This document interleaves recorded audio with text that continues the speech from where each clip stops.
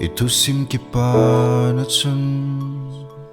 Kipana jengbou Lungmonna dihtah kanei katin, Lhaijing kalung, ahung chalin, Kipana Lungmonna cheng, Hetman Abeisoh Chung chollha Naobang kaka selung Achesa henkho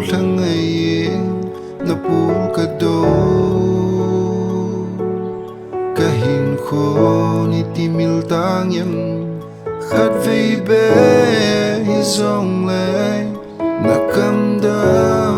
mon niệm chu để hung khe mo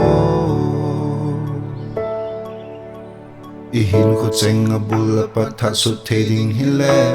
kamoni chun na peling ting na hindon da teleng kamai leina aman beya amanga lova kipa azala ano mahinkho hi kimang tading nang lahinkho ta namang may lay selin na dading na hepa boy na selung mol kasay kitek sa cheng ka vegin I save it on my gallery time when you are my remedy I never lost your memory chollha Naobang kaka selung Achesa henkho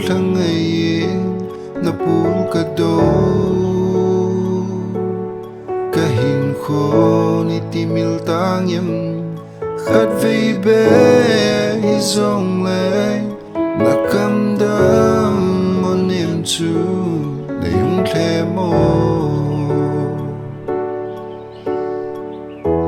namalam hin khôn vàng pan lăng Kipana lengai luna na Lhaijing hen lung se san zi in hin Abeisoh pong yen na gen te ding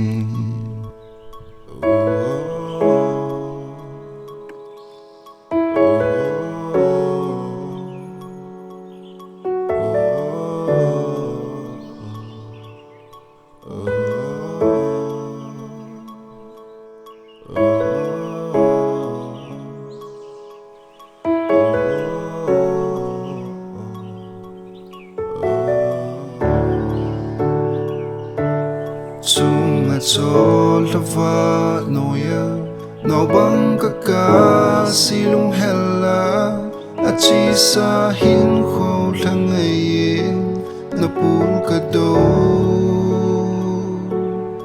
henkho ni timil tangyam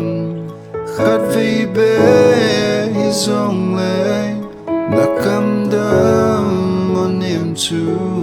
để hung khe mo